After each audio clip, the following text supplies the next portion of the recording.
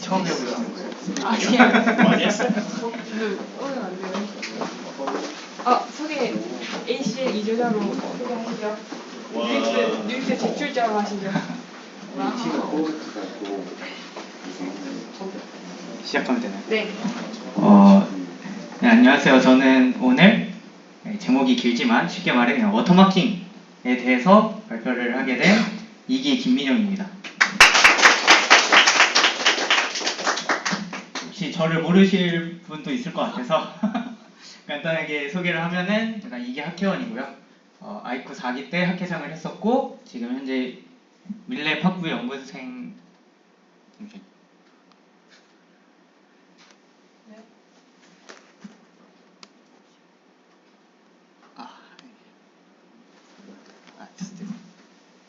밀랩이라는 연구실에서 워터마킹 1저자로 연구를 하고 있고 2저자로 멀티업 라그 혹은 멀티모달 라그에 대해서 연구를 하고 있습니다.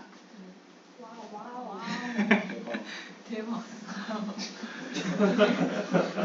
일단 워터마킹이라는 분야가 굉장히 생소하실 것 같아서 워터마킹에 대해서 간략하게 소개를 드리면 사실 이제 워터마크라는 말은 되게 많이 들어보셨을 것 같은데요.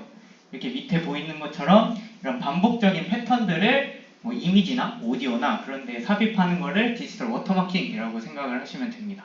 그래서 저는 이런 걸 연구한다고 생각을 하시면 될 거고요. 제가 이렇게 소개를 하면 모든 사람들이 크게 이렇게 두 가지 반응으로 나뉩니다. 첫 번째는 워터마크 삽입하는데 어도비면 될 것 같은데 왜 AI를 써? 라는 반응이 제일 많고요. 그 다음에 AI 연구한다고 얘기를 했는데 워터마킹 한다 그러니까 뭐 LLM 디퓨전 이런 거 하는 게 아니고 그런 이상한 거 하냐? 이런 얘기가 굉장히 많더라고요. 그래서 왜 AI를 쓰고 이게 LLM과 디퓨전만큼 메이저한 분야는 아니지만 필요한 분야임을 오늘 발표해서 소개를 드리려고 합니다. 첫 번째 질문에 대한 답을 먼저 드리면요. 이제 워터마킹을 AI를 활용한다 라고 그러면 중요한 게 이 키워드가 삽입이 됩니다. 아까 이전에 보여드렸던 사진을 보면은 이 이미지에 반복적인 글자가 들어가 있잖아요. 근데 이제 AI를 사용한 워터마킹은 그렇게 사람 눈에 보이는 워터마크를 넣는 것이 아니고요. 이렇게 분명 워터마크가 이 안에 삽입이 되었음에도 불구하고 사람의 눈에 볼 때는 원본 이미지와 차이가 보이지 않게 하는 게 AI에서 사용하는 워터마킹이라고 생각하시면 됩니다. 그럼 이제 왜 도대체 눈에 보이지 않는 워터마크를 삽입을 해야 하냐라고 하면 크게 세 가지 이유를 들 수 있는데요. 첫 번째는 이제 뭔가 워터마크를 넣어서 뭔가 컨텐츠를 보호하고 싶은데 그게 시각적인 품질을 손상시키지 않고 싶을 때 그때 눈에 보이지 않는 워터마크를 사용하면 되고요. 근데 눈에 보이지 않음에도 불구하고 그 데이터 안에 워터마크가 들어가 있기 때문에 저작권 보호 등과 같은 다양한 어플리케이션 용도로 사용할 수 있습니다. 그리고 마지막은 이제 눈에 보이는 워터마크 같은 경우에는 손쉽게 그냥 간단한 툴을 써서 그 워터마크를 제거할 수 있는데 눈에 보이지 않으면 확실히 그게 조금 더 어렵겠죠. 그래서 이렇게 신미성, 효용성, 보안성 이렇게 세 가지 이유로 눈에 보이지 않는 워터마크를 사용한다라고 생각하시면 될 것 같습니다. 그럼 도대체 이 워터마크를 어디에 쓰느냐? 그럼 크게 세 가지로 나눌 수 있는데요. 첫 번째는 저작권 보호입니다. 그래서 저작자와 관련된 정보를 워터마크로 활용해서 그 컨텐츠 안에 넣으면 나중에 뭐 요새 쇼츠나 릴스 같은 거 보면 불법적으로 복제해서 쓰시는 사람들 있잖아요. 그런 사람들로부터 저작자를 보호할 수 있겠죠. 왜냐하면 그 저작자에 대한 정보가 데이터 안에 들어있으니까요. 두 번째는 생성형 모델 탐지인데 이거는 이제 뒷부분에서 자세하게 설명을 드리도록 하겠습니다. 세 번째는 사용자 인증의 역할을 할 수 있어요. 그래서 어떤 특정 키를 가지고 있는 데이터를 전송을 하면 우리가 허락한 사용자다라는 것을 시스템 내에서 식별할 수 있고 이를 통해 사용자 인증을 할 수 있습니다. 이 세 가지뿐만 아니라 사전 예방이 가능한 모든 분야의 워터마킹 기술을 사용할 수 있습니다. 그래서 예를 들어 어드버셜 이그젬플이라고 하는 것 같은데 뭐 사람의 눈에 보기에는 똑같은 이미지임에도 불구하고 AI가 보기에는 다른 이미지로 구별하는 그런 이그젬플들이 있거든요. 그런 것도 이런 워터마크 기술을 사용할 수가 있습니다. 그래서 이렇게 다양한 용도로 사용할 수 있고 지금 최근에 요즘 생성형 모델이나 이런 저작권 문제가 크게 불거지고 있는 만큼 굉장히 필요한 연구이다 라는 걸 좀 강조드리고 싶습니다. 그리고 이제 워터마킹에 관심이 있으실 분이 많이 없을 것 같지만 그래도 조금 공부를 하시다 보면 이 스테가노그래피라는 말도 듣게 되실 겁니다. 그래서 이 스테가노그래피와 워터마킹에 어떤 차이가 있는지를 간략하게 소개드리려고 하는데요. 이제 워터마킹은 이 이미지나 데이터 안에 들어가는 워터마크가 이렇게 그러니까 비트 단위가 들어가면 워터마크라고 하고요. 스테가노그래피는 이런 비트 단위의 데이터가 아니라 이미지, 오디오처럼 오른쪽에 보이시는 것처럼 이런 컨텐츠 자체를 숨기면 그걸 스테가노그래피라고 합니다. 이게 원래 과거에는 이 두 개가 크게 구분이 돼서 사용이 됐는데 요새는 그냥 워터마킹이라 해도 스테가노그래피처럼 컨텐츠를 숨기는 얘기를 하기도 하고요. 스테가노그래피임에도 불구하고 비트를 숨기는 역할도 하기도 합니다. 이제 워터마킹에 대해서 조금 더 자세하게 이야기를 해드리도록 할게요. 이제 워터마킹 논문 같은 걸 보시면 파이프라인이 무조건 이 세 단계로 나뉩니다. 그래서 첫 번째는 이제 워터마크 삽입입니다. 이런 타겟 이미지가 있을 때 이 이미지 안에 워터마크를 삽입하는 것, 이게 첫 번째 단계고요. 두 번째는 이제 간단하게 얘기를 하면 공격 시뮬레이션입니다. 아까 말했던 것처럼 뭐 생성형 모델을 탐지할 수 있을 테니까 이 과정에서 생성형 모델이 이미지의 컨텐츠를 바꿨다, 이런 어택이 가능하겠죠. 그래서 첫 번째는 임베딩을 하고 두 번째는 임베딩을 한 워터마크 이미지가 공격을 받았다라는 두 번째 시나리오가 나오고요. 세 번째는 이렇게 공격을 받은 워터마크 이미지에서도 워터마크를 추출해서 이런 식으로 검증을 할 수 있게끔 이렇게 세 개의 파이프라인으로 구성이 돼 있다고 생각하시면 될 것 같습니다. 워터마킹에 대해서 제가 앞으로 뒤에 계속 설명할 때 이런 용어들을 계속 혼용해서 사용할 것 같은데, 그래서 용어들에 대해서 간략하게 전달을 드리면요. 이제 커버 데이터, 시크릿 데이터, 컨테이너 데이터 이렇게 세 개가 있습니다. 커버 데이터는 이전 사진에서 이 워터마크를 숨길 이미지를 생각을 해주시면 될 것 같고요. 시크릿 데이터는 말 그대로 시크릿이니까 워터마크라고 생각을 해주시면 됩니다.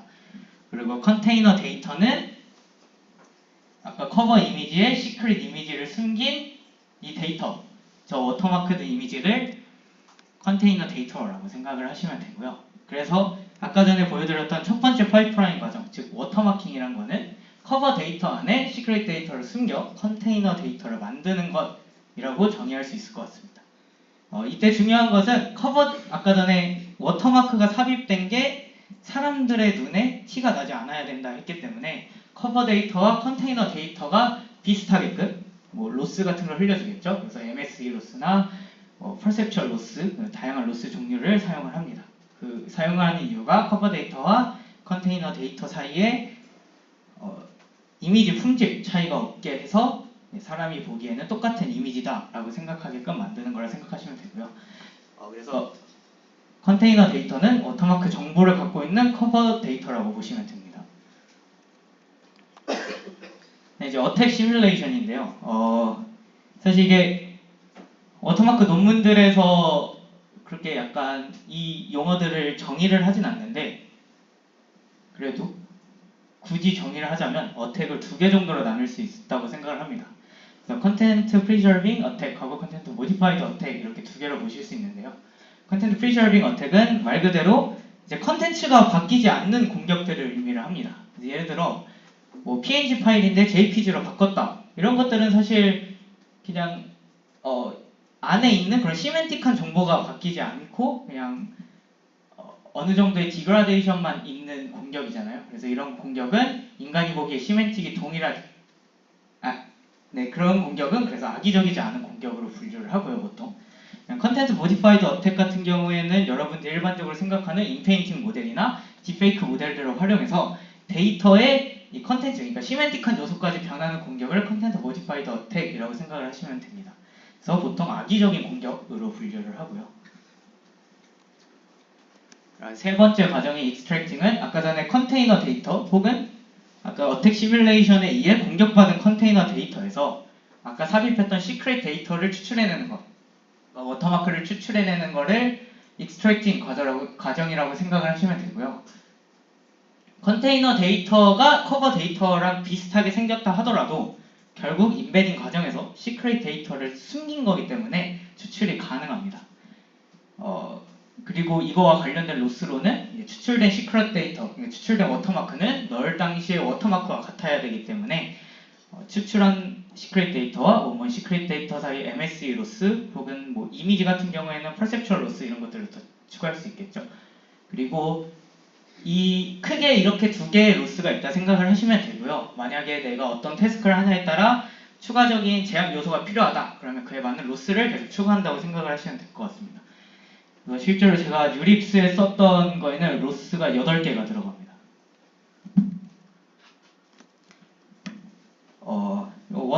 워터마킹이라고 하면은 이제 크게 세 가지 요소를 고려한다고 생각을 하시면 될 것 같아요. 첫 번째는 capacity고요. 두 번째는 imperceptibility, 그 다음에 robustness 이렇게 세 개를 고려를 하고요.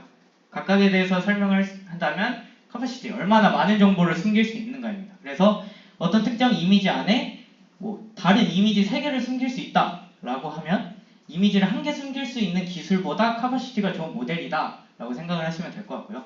imperceptibility는 아까 말씀드린 것처럼 인간의 눈에 보기에 얼마나 잘 안 보이는가. 근데 이제 인간의 눈을 매트릭으로 정확히 상정하기 쉽지 않기 때문에 그와 관련된 매트릭들이 몇 개 있습니다. 로버스트니스의 경우에는 어떠한 환경이 주어져도 워터마크를 잘 추출해내는가에 관한 건데요. 아까 전에 어택 시뮬레이션이 있다고 했잖아요.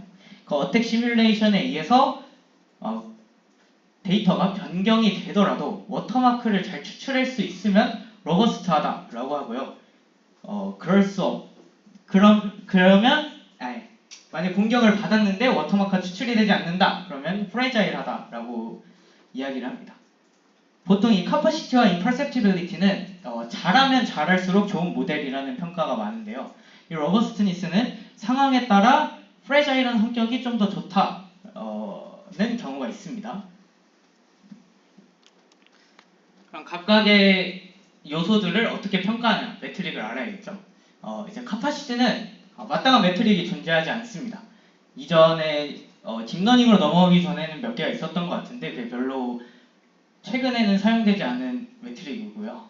그래서 어떤 식으로 얘기를 하냐면 뭐 n비트를 넣었을 때 imperceptibility가 얼마나 떨어지는지 확인하는 방법으로 간접적으로 확인하는데요. 예를 들어 A라는 모델은 64비트를 넣었을 때 뭐 한 30 정도의 뭔가 품질을 유지를 하는데 다른 모델은 128비트를 넣는데 그와 비슷한 imperceptibility를 유지한다 라고 하면은 B 모델이 좀 더 capacity가 좋구나 이렇게 간접적으로 평가를 하고요.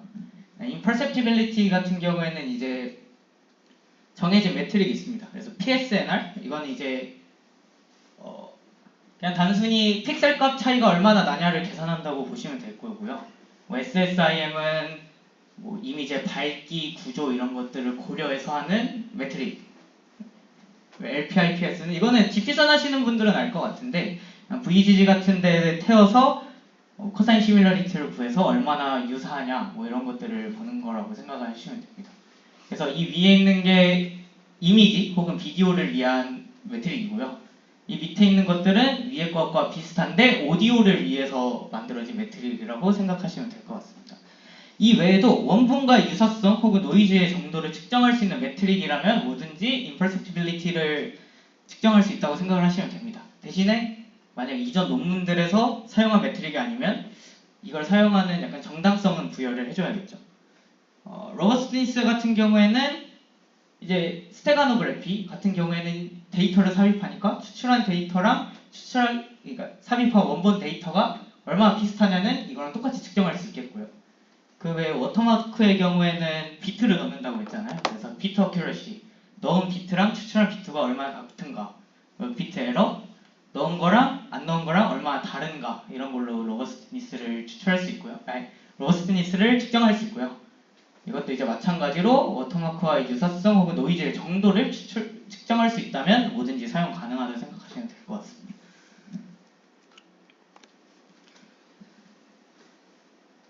네. 그래서 이런 워터마킹을 어떻게 하냐?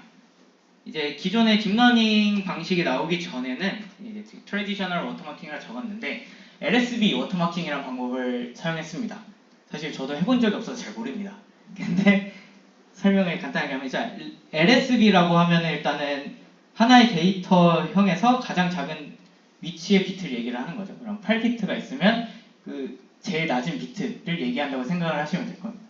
그럼 생각을 해보면 제일 낮은 비트는 제일 적은 영향을 끼치잖아요, 값에. 그럼 최하위 비트를 0에서 1로 바꾸는 것만으로는 인간의 눈으로 보기엔 큰 차이를 가져오지 않습니다. 그래서 LSB라는 건 뭐냐면 아까 전에 말했던 커버 이미지가 있죠? 커버 이미지의 최하위 비트에 반대로 워터마크 이미지를 결정하는 거는 최상위 비트일 거 아니에요. 왜냐하면 최하위 비트는 거의 색깔에 영향을 미치지 않으니까. 그럼 워터마크의 최상위 비트를 커버 데이터의 최하위 비트에 넣겠다라고 하는 게 LSB 워터마킹 방법입니다. 그래서 여기 보시면 제일 최하위에 있는 이 LSB에 워터마크의 최상위 비트를 넣는다고 생각을 해주시면 될 것 같아요. 근데 이게 문제는 작은 변화에도 민감하다는 특성이 있죠. 그래서 예를 들어 아까 전에 어택 시뮬레이션 중에 뭐 JPG 컴프레션을 했다. 그러면은 이제 앞에 값은 거의 MSB 값은 바뀌지 않지만 LSB 값은 바뀔 확률이 높겠죠. 그런 경우에는 이제 워터마크를 추출할 수 없다는 단점이 있고요. 그 다음에 프리퀀시 도메인에 넣는 워터마킹 방법이 있습니다. 원래는 이제 RGB 채널에서 LSB는 넣는데요. 그걸 이제 프리퀀시 도메인으로 변형한 다음에 넣자라는 겁니다. 그래서 왜 프리퀀시 도메인으로 바꾸냐라고 하면은 이제 프리퀀시 도메인으로 바꾸면 저주파와 고주파로 저희가 이미지를 추출해낼 수 있는데 인간의 눈은 고주파에 좀 더 덜 민감합니다. 고주파라는 게 인접한 것끼리의 값 차이가 많이 나면 고주파라고 생각하셔도 좋거든요. 그러면은 100 차이 나는 거에 1 차이 더 늘려서 101 차이 내는 거랑 1 차이인 거에 1 차이를 더 늘려서 2 차이 내게 하는 거, 이 두 개를 봤을 때 100에서 1 차이를 더 추가하는 게 인간의 눈은 덜 민감하게 반응한다는 겁니다. 그래서 프리퀀시 도메인으로 바꾼 뒤 하이 프리퀀시에 넣는 방식을 택하는 게 프리퀀시 도메인이고요. 근데 이 방식에도 문제가 하이 프리퀀시가 인간의 눈에 덜 보이게 할 수는 있지만 이제 로우 프리퀀시에 넣었을 때보다 좀 더 프레자일한 모델, 그러니까 로버스트하지 않는 모델이 만들어진다는 단점이 있습니다. 아까 전에 저희가 속성 3개를 봤잖아요. 로버스트하고 로버스트하면서 카파시티를 높일 수 있으면서 임퍼셉티빌리티도 유지하면서 익스트랙트를 잘 해야 되는데 아까 전에 봤던 LSB와 프리퀀시 도메인의 특성을 생각을 해보면 LSB는 인간이 그냥 사전에 어떤 데이터든 상관없이 나는 이 알고리즘으로 넣을 거야 라고 이야기를 한 거잖아요. 그럼 이게 이미지의 컨텐츠를 무시하는 방식이죠. 항상 고정돼 있으니까. 프리퀀시 도메인은 이미지에 따라 물론 약간의 프리퀀시 영역이 달라지니까 어느 정도 이미지의 컨텐츠를 고려하는 방식이긴 하지만 그래도 인간이 어떤 주파수에 넣을지를 사전에 결정하는 방식입니다. 근데 이렇게 인간이 사전에 결정을 하게 되면 예를 들어 같은 이미지에 넣을 수 있는 양이 정해져 있지도 않고 특정 이미지는 이 부분에 넣으면 더 안 보이는데 다른 이미지는 이 부분에 넣으면 더 잘 보이는 그런 경우가 있을 수 있잖아요. 그런 것들을 전혀 고려하지 못하는 방법들이라는 거죠. 이 이유 때문에 딥러닝 베이스의 워터마킹 기술이 나왔다고 생각을 하시면 될 것 같습니다. 딥러닝 베이스는 이미지가 들어오면 그 이미지마다 어떤 부분에 숨겨야 좀 더 로버스트하고 어떤 부분에 숨겨야 좀 더 잘 보이겠구나를 알 수 있으니까 딥러닝 베이스의 워터마킹 기술들이 최근에 나오고 있다라고 생각을 하시면 될 것 같습니다. 어플리케이션을 좀 더 자세하게 말하면요. 아까 전에 말씀드렸던 커피라이트 프로텍션, 그러니까 저작권 보호의 경우에는 데이터 생성자 혹은 저작자를 구분할 수 있는 키를 삽입하여 저작권을 보호하는 게 커피라이트 프로텍션이라 생각하시면 되고요. 예를 들어 생성 모델에서 삽입을 한다. 그러면 이 데이터가 생성 모델을 통해 만든 데이터다 라는 걸 증명하는 용도로 사용한다고 보시면 되고요. 만약에 사람에 만들어진, 그러니까 뭐 예를 들어 내가 사진을 찍었다거나 아니면 내가 그림을 그렸다 이런 것들 삽입되면 이건 내가 만든 데이터고 내가 저작권을 가지고 있으니까 이 워터마크로부터 내 저작권을 지키겠다라는 용도로 사용할 수 있다는 겁니다. 네, 밑에는 대표적인 카피라이트 프로텍션 모델인 트레일링이라는 모델이고요. 그리고 제가 아까 두 번째에서 생성 모델을 탐지할 수 있다 라고 했는데 그의 대표적인 그 하위에 있는 대표적인 태스크가 템플 로컬라이제이션이라고 생각하시면 될 것 같습니다. 그래서 여기 보시면 강아지가 곰돌이 인형으로 수정이 됐죠. 그래서 이 수정된 부분을 정확하게 바이너리 세그멘테이션 하는 게 템플 로컬라이제이션 태스크라고 보시면 되고요. 이게 어떻게 가능하냐라고 하면은 이게 SEC, COV, CON 이제 대충 아시겠죠? 시크릿이고 커버고 컨테이너입니다. 그래서 이 커버 안에 시크릿을 숨기면요, 인간의 눈에는 차이가 보지 않는 컨테이너가 만들어지고요. 아까 말씀드렸던 어택 시뮬레이션을 통해 인페인팅 모델이 이렇게 바꿨어요. 그러면 이 템플 로컬라이제이션 워터마크를 처음 사용한 논문에서 발견한 게 뭐냐면 이 상황에서 시크릿 데이터를 다시 추출하면 정확히 컨테이너가 공격받은 부분만 사라진다는 것을 그 논문의 저자가 발견을 했습니다. 그래서 아까 전에 말씀드렸던 것처럼 로버스트니스가 꼭 좋냐라고 제가 아니라고 대답했던 이유는 이런 템플 로컬라이제이션에 사용하는 워터마크는 공격을 받으면 정확히 그 부분이 사라져야 하는 프레자일이라는 특성이 필요하기 때문에 로버스트가 꼭 좋은 건 아니다 라고 이야기를 했고요. 그래서 이런 방식을 통해서 템플 로컬라이제이션이 일어났다 생각하시면 됩니다. 그래서 이게 추출이 됐으면 이거랑 그냥 단순 차만 구해도 어디가 공격받은지 알 수 있죠. 그럼 이게 그냥 이미 공격받은 이미지를 태워서 그냥 예측하게 하면 되는데 왜 굳이 워터마킹을 사용하냐라는 의문이 드실 수 있는데 일단 성능이 말도 안 됩니다. 이 에딧 가드가 워터마크를 사용한 거고요. 이 위에는 다 사용하지 않은 건데 보시면 30%가량 올랐죠. 다 모든 매트릭에서. 그리고 공격 모델에 상관없이 일관적인 성능을 보입니다. 그래서 예를 들어 그냥 일반적으로 모델을 태워서 그냥 어디 부분이 공격받는지 예측하는 애들은 데이터셋이 어떻게 구성되어야 하냐면요. 그 데이터 안에 공격받은 데이터셋이 필요한 거예요. 그러면 공격받는 걸 시뮬레이션 하기 위해선 특정 생성 모델을 사용하겠죠. 그럼 얘네가 학습을 어떻게 하냐면 이 모델은 이런 특성을 가지고 있으니까 이런 특성을 가지고 있으면 공격을 받은 거구나 라고 착각을 해요.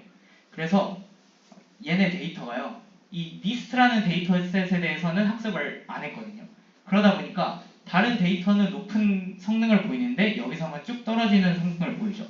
이런 것처럼 워터마크를 삽입하지 않는 기존의 방식들은 특정 생성 모델에 적합한, 그러니까 언신 모델에 대해서는 높은 성능을 보이지 못한 특성을 갖는데 아까 말씀드렸던 워터마크는 그냥 사라지면 워터마크가 사라진다 라는 특성을 사용하기 때문에 이 데이터셋 전부를 사용하지 않았는데도 높은 성능을 보이고 있죠. 이거는 이제 데모인데요. 시간상 넘어가도록 하겠습니다. 그래서 그냥 앞에 있던 템플 로컬라이제이션이랑 카피라이트 프로텍션이 어떻게 이루어지는지 보여지는 건데 혹시 시간이 되면 다 끝나고 하겠습니다.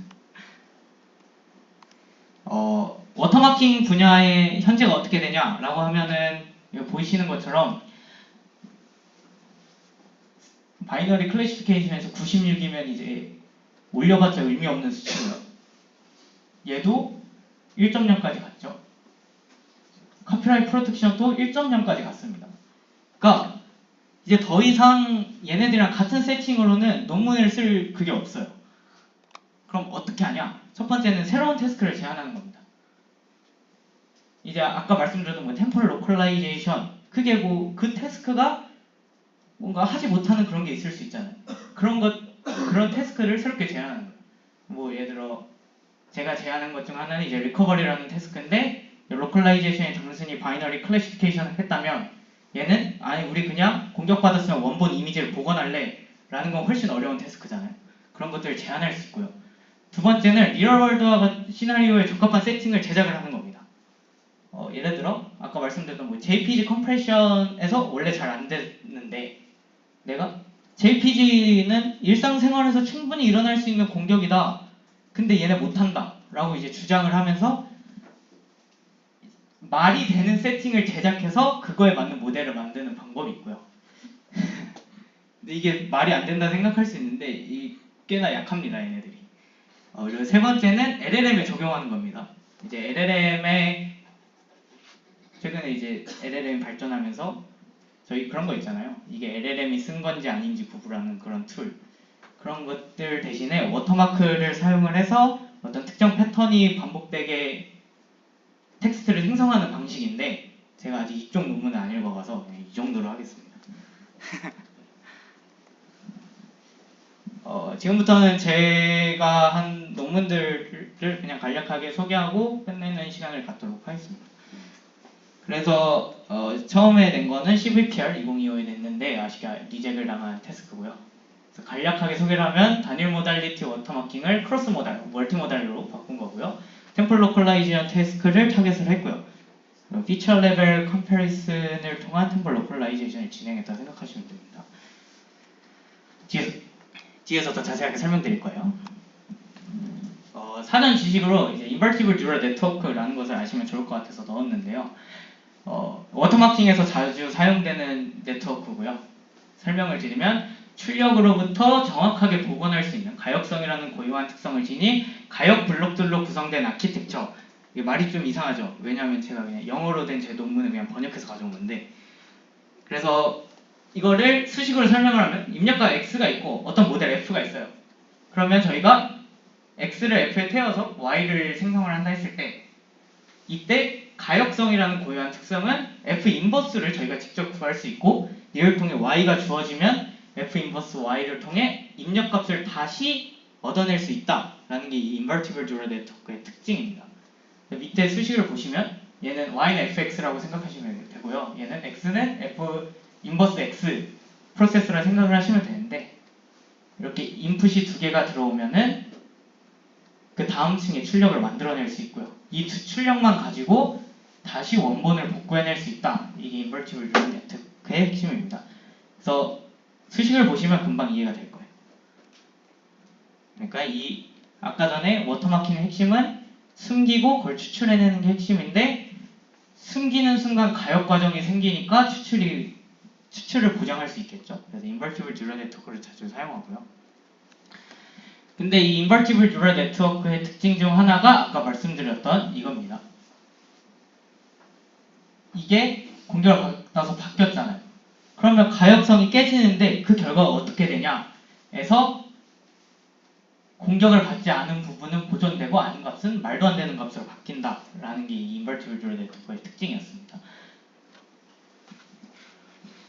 그래서 기존 논문들은 이 사라지는 걸 바탕으로 공격받은 부분을 예측했다 생각하시면 되는데, 제가 CVPR에서 지적했던 거는 제가 사실 프레자일이라는 특성을 진짜 싫어합니다. 왜냐하면은 프레자일은 상관없는데 세미 프레자일이 문제인데요. 자, 예를 들어 아까 전에 컨텐트 프리저빙 어택에 대해서, 그러니까 JPG 어택은 악의적인 공격이 아니니까 얘는 로컬라이제이션을 했을 때 공격받은 부분이라고 하면 안 돼요. 근데 딥페이크 같은 거는 악의적인 공격이니까 공격받았다고 해야 돼요.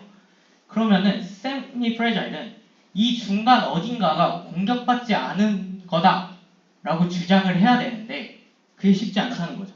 인간의 잣대로 그냥 여기다 라고 하면 여기가 맞는지도 모르겠고, 여기가 설령 맞았다고 하더라도 모델을 정확히 이 선에 맞추기는 쉽지 않겠죠. 그리고 두 번째 문제는 fully regeneration 문제입니다. 그래서 이 모델들의 특성이 뭐냐면요, 이 부분이 공격을 받으면 이 부분만 변한다는 게 가정이에요. 근데 사실 딥페이크 모델 중에도 몇 개 있는데 특정 부분을 받기 위해서 이미지 전체를 재생성하는, 그냥 단순한 오토 인코더만 생각을 해도 되죠. 그런 거의 경우에는 컨텐츠가 그 타겟 이미지만 수정이 됐으니까 그 부분만 바뀌었다라고 얘기를 해야 되는데 전체가 바뀌었다라고 모델이 결과값을 내는 거죠. 그러면 이게 모든 부분이 수정되었다고 보는 게 맞을까라는 질문에 저는 그렇지 않고, 설령 전체를 재생성했더라도 컨텐츠가 변경된 부분만 잡아내는 게 이 템플 로컬라이제이션 태스크의 근본적인 목적이 아니었나라 생각을 해서 이 프로블럼을 가지고 CVPR 논문을 썼습니다. 그래서 어떻게 해결했냐면요, 아까 전에 세미 프레자일은 이 부분에서 이 부분 왼쪽에 있으면 공격받지 않은 거, 이거 오른쪽에 있으면 공격받은 거라고 했잖아요. 그래서 왼쪽에 있으면 워터마크가 사라지면 안 되고 오른쪽에 있으면 워터마크가 사라져야 된다는 얘기인데 저희는 그냥 그런 거를 인간이 구분짓기 쉽지 않으니까 우리는 악의적인 공격을 받아도 워터마크가 나오게끔 만들겠다. 이건 조금 더 오히려 쉽거든요. 그래서 그렇게 바꾸었고요. 그리고 두 번째는 이제 단일 모달리티에는 로버스트의 한계가 있다라는 걸 지적을 했는데요. 그래서 예를 들어 오디오만 생각을 해보면요. 오디오는 이제 T축 1차원이잖아요. 그럼 특정 시간을 없애버리면 거기 그냥 워터마크가 사라져버려요. 그럼 얘는 거기서는 무슨 일이 있던 워터마크를 추출할 수 없거든요. 그래서 단일 모달리티에 워터마크를 숨기는 거는 한계가 있다라고 해서 네, 그래서 아까 말씀드렸던 멀티모달리티 이렇게 두 가지를 사용을 합니다. 아까 세마이 프레자일은 이제 그 부분만 사라지니까 그렇게 할 수 있다라고 생각을 하는데 그러면 로버스트를 사용하면 공격받은 부분은 어떻게 로컬라이제이션 할 거냐에 대한 대답은 이렇게 이미지가 두 개가 있으면 예를 뭐 실제로 4x4가 아니긴 하지만 4x4로 나눠요. 그리고 각각의 피처를 구하면 4x4 피처백이 나오겠죠. 그리고 얘네 둘을 비교했을 때 이 가운데 이 부분은 바뀌었으니까 이 부분과 이 부분은 코사인 시뮬러리티가 낮겠죠. 근데 반대로 바뀌지 않은 부분은 코사인 시뮬러리티가 높으니까 우리는 이런 식으로 워터마크가 추출만 되면 피처 레벨 컴패리슨을 통해 공격한 부분을 제대로 잡을 수 있다라는 게 방법이었고요. 학습은 어떻게 시킬 건가요에 대한 대답은 사실 간단한 방법은 인페인팅 모델을 써서 얘를 바꾼 다음에 이 둘의 간단한 크로스 엔트로피 로스 이런 걸 사용해서도 학습을 시킬 수 있겠죠. 하지만 아까 말씀드렸다시피 워터마크 모델의 장점은 특정 인페인팅 모델을 사용하지 않기 때문이다 라고 했으니까 당연히 이 방법은 사용하지 않았고요. 두 번째는 컨트라스티브 러닝을 사용한 겁니다. 그래서 저희는 컨트라스티브 러닝을 사용을 했는데요. 똑같은 이미지가 있어요. 그랬을 때 원본 워터마크가 있고 추출한 워터마크가 있으면 추출한 워터마크에서 얘를 기준으로 삼아요. 얘를 기준으로 삼았을 때 추출했을 때 얘랑 얘는 같은 정보를 가지고 있잖아요. 그럼 쟤네 둘은 포지티브고 나머지는 다 네거티브로 봐서 학습을 하겠다는 거예요. 이렇게 되면 학습 과정에 특정 인페인팅 모델이 사용되지 않으니까 특정 모델에서만 잘하는 워터마크 모델이 나오진 않겠죠. 이런 식으로 학습을 해서 해결을 했고요.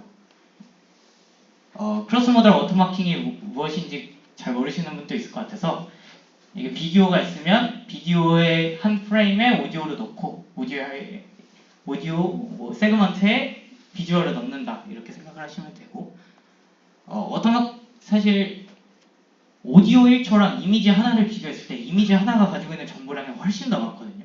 그러면 얘를 여기에 숨기는 게 가능한가요? 라는 질문을 하실 수도 있는데 그래서 저희는 피처 레벨 컴패리슨을 어차피 할 거니까 우리는 피처를 넣겠다 해서 이런 식으로 정보량을 줄여주는 방법을 사용을 했습니다.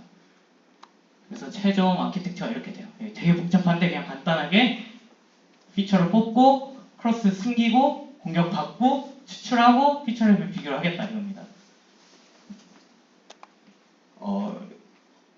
아까 전에 제가 논문을 쓰는 방법이 두 번째 리얼 월드 세팅을 말이 되는 세팅을 만들어라 라고 했잖아요. 그래서 얘는 그 세팅을 하나 만든 겁니다. 아까 말씀드린 풀리 리제너레이션이라 해서 타겟 이미지를 바꾸기 위해 이미지 전체를 재생성하는 경우로 실험을 했을 때 저희가 높은 성능을 보였다 이런 얘기고요. 얘는 딥페이크 모델에 대해서 실험을 한 거고 얘는 이제 오디오 모델에 대해서 실험을 한 겁니다. 저희가 크로스 모델이니까 비주얼도 되고 오디오도 되니까 근데 11PR에 리젝이 됐습니다. 이유가 뭐냐면요. 사실 이 논문을 처음 쓸 때 교수님과 이 위크니스는 있다라고 생각을 했는데 이 정도 넘어가주지 않을까 생각을 했지만 두 모달리티 다 풀리 리제너레이션 받으면 너희 추출 못하는 건 똑같다라는 대응을 받았고요. 그렇기 때문에 완전한 로버스트니스가 아니다. 그래서 너희 웍은 별로다. 이런 얘기를 들어서 리젝을 받았고요. 그러면은 이거를 새롭게 다시 써보자 라고 해서 인터스피치에 비주얼과 관련된 건 좀 많이 덜어내서 오디오 관련으로 넣었습니다. 인터스피치 프로블럼도 간단하게 설명을 하면 템플 로컬라이제이션 태스크 자체의 한계가 무엇일까? 라고 했을 때 첫 번째는 두 번째 거 먼저 설명할게요. 컨텐츠가 수정된 건 알 수 있어요. 바이너리 마스크를 주니까요. 근데 어떤 부분이 어떻게 수정됐는지까지는 알 수 없어요. 예를 들어 어떤 악의적인 공격자가 뭐 남자 사진을 여자 사진으로 바꿨다고 할게요. 그러면은 이 사람의 의도를 알기 위해선 남자가 여자로 바뀌었다를 알아야 되는데 템플 로컬라이제이션은 이 부분이 바뀌었다만 아는 거죠. 원본이 없으니까.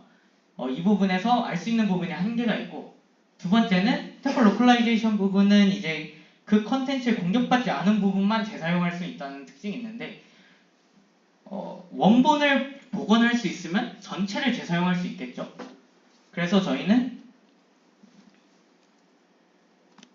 새로운 태스크로 우리는 세그멘테이션을 하는 게 아니라 원본 오디오까지 복구를 하겠다. 그래서 센티브 오디오 리커버리라고 해서 AAR이라고 논문에 적었고요. 그래서 원본 오디오를 복구할 수 있으면 공격자가 어떤 의도로 어디서 어떻게 바뀌었는지 정확히 알 수 있고 데이터를 완전히 재사용할 수 있다라는 근거를 들면서 이 논문을 쓰기 시작했습니다. 이 밑에는 추가적인 거고요. 그래서 비주얼 안에 오디오 정보를 숨기는 크로스 과정은 그대로 했고, 복구된 원본 오디오를 활용하여 템플 로컬라이제이션, 그러니까 복구뿐만 아니라 로컬라이제이션까지 하자라고 한 논문이고요. 여기서 여러분 또 질문할 수 있는 게, 그럼 CVP 할 때처럼 비주얼 공격하고 오디오 공격하면 똑같이 동작 안 하는 거 아닌가에 대해서는 이제 CVPR은 저희가 세팅 자체 풀리 리제너레이션의 공격을 상정하여 실험을 했는데요. 인터스피치는 풀리 리제너레이션이 아닌 아까 말했던 것처럼 정확히 타겟 오브젝트만 변경되는 공격 기법을 활용하여 실험을 했어요. 그래서 예를 들어 얘가 이분이 얼굴만 바뀌었다. 그러면은 이 부분 빼고는 오디오의 정보를 뽑을 여지가 남아있죠. 그러니까 CVPR에서는 아예 다 생성되니까 추출 못한다 였는데 얘는 추출할 여지가 남아있다는 점에서 다른 점이 있고요. 실험 세팅이. 일부분만 공격받는다는 보장이 있냐라는 의문이 당연히 드시겠죠. CVPR은 너희 왜 그렇게 썼으면서 여기서는 이러냐라고 하실 수도 있는데, 물론 전체가 공격을 받는 케이스는 분명히 있지만 논문에서는 내가 이 범위까지만 고려하겠다라는 걸 정하고 그 범위가 정당하다면 문제가 발생하지 않아요. 어차피 이분들은 제가 CVPR에 제가 이걸 공격했다는 걸 모르거든요. 그렇기 때문에 그냥 정당하고 내가 여기까지만 고려하겠다라고 하면 그 이상의 것들은 공격 안 하는 경우가 많다고 생각을 하시면 돼요. 그래서 저희의 실험 세팅이 어떻게 되냐면 오디오가 보이스 클로닝, 그러니까 그 사람의 목소리를 그대로 따라해서 다른 컨텐츠로 바꾼 거예요. 근데 이제 이 오디오에 이 영상을 그대로 쓰면은 너무 아닌 게 티가 나잖아요. 입 모양이 다르니까. 그러면 이 오디오에 맞춰서 입 모양을 바꾸고 혹은 얼굴을 바꾸는 과정을 통해서 오디오는 어떤 시간축이 바뀌고 얘는 얼굴 부분만 바뀌는 세팅을 한 거죠. 그 다음에 크로스 모달을 선택한 이유도 질문하실 수 있을 것 같은데, 이 부분에 대해서는 비디오는 이제 뭐 배치 고려 안 한다면 T, H, W니까 3차원이 있고요. 오디오는 T니까 1차원이 있잖아요. 아까 말씀드렸던 것처럼 특정 시간이 사라지면 오디오는 그 정보가 아예 사라져요. 그러니까 그 부분에 대한 정보를 추출할 수 없어요. 근데 얘는 차원이 3개니까 아까 말씀드린 것처럼 얼굴만 제거해도 남아있는 부분이 있을 확률이 높아요. 그래서 오디오의 정보를 비주얼 정보에 숨긴다 생각하시면 되고요. 템플 로컬라이제이션 굳이 왜 하냐라는 질문도 하실 수 있는데, 이거는 그냥 간단하게 1시간짜리 오디오가 있는데 그거 20초만 바뀌었어요.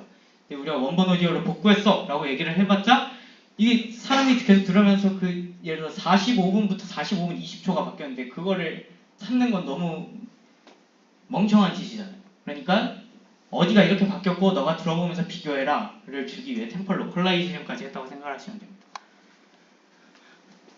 아까 그림을 보시면 마스킹 스트래터지라는 게 있고요.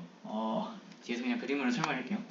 마스킹 스트래터지는 아까는 얼굴이 공격받는다고 했잖아요. 그래서 얼굴이 공격을 받으면은 그 상황을 시뮬레이션을 하기 위해 어떤 마스크를 랜덤으로 생성하고요. 그 부분을 워터마크를 넣기 전 원본으로 바꿔 끼웠다고 생각을 하시면 됩니다. 왜 이런 걸 선택을 했냐? 아까 말씀드린 것처럼 워터마크는 생성 모델에 상관없이 동작을 해야 되는데, 만약에 제가 이렇게 바꿨다고 생각을 하면 아, 초록색으로 바뀐 부분이 공격받은 부분이구나 라고 생각을 하겠죠, 모델이. 근데 원본을 주면은 이 부분만 워터마크 패턴이 사라지잖아요. 그러면 아, 워터마크처럼 보이는 이 패턴이 사라지면 공격받은 거구나 해서 어떤 특정 생성 모델의 영향을 받는 게 아니라 워터마크 모델의 패턴이 사라지면 공격받는 거구나 라고 생각할 수 있게 만든다는 겁니다. 이렇게 해서 모델 어그노스틱 특성을 유지를 했고요. 이건 이제 결과입니다. 이제 ours, 이게 모델 이름이 없어서 네, 로컬라이제이션 성능이 제일 높았고, 그 다음에 뭐 그죠? 리커버리 성능, 원래 것들을 하지 못했는데 우리 건 한다. 그리고 다양한 립싱크로나이제이션 모델에 동작한다라는 이야기입니다. 그러고 이거 그때 서플에 제출한 동영상인데 넘어가도록 하겠습니다. 이렇게 해서 인터스피치는 네, 붙어서 8월에 네덜란드에 가고요. 그 다음에 이제 뉴립스는 아직 그냥 간단하게 설명하면 나 멀티모달 안 할래, 나 그냥 이미지 단일 모달리티에서 복구하고 싶어 라고 해서 한 게 뉴립스 2025고요. 그래서 이게 결과값 중 하나인데 얘가 이렇게 바뀌었는데 맨 오른쪽에 있는 게 저희 건데 저렇게 복구할 수 있다 라고 한 겁니다. 메소드는 자세하게 설명하진 않겠습니다. 마지막 결론을 내면 첫 번째는 되게 마이너 분야라고 해서 특히 AI 안 하시는 분들이 좀 더 무시를 더 많이 하더라고요. 그래서 LLM 디비전만큼 아니어도 타 컨퍼런스에서 어셉이 되기도 하고 들어보시면 요즘 시대에 필요한 기술이라고 생각을 하고요. 두 번째는 사실 워터마킹 분야가 앞으로 이 연구 분야에서 주목을 받을 거라는 생각은 솔직히 안 합니다. 근데 필요한 기술이라고 생각을 하고 실제로 생성 모델에 워터마크를 넣는 법안들이 계속 나오고 있어요. 세 번째는 기업이나 정부 과제에서 정말 좋은 주제입니다. 단점은 연구실에서 이제 연구 말고 과제 작성에 투입될 가능성이 있지만 장점은 이제 과제 작성은 교수님이 매우 고마우시기에 보상이 확실하다는 장점이 있는 것 같아요.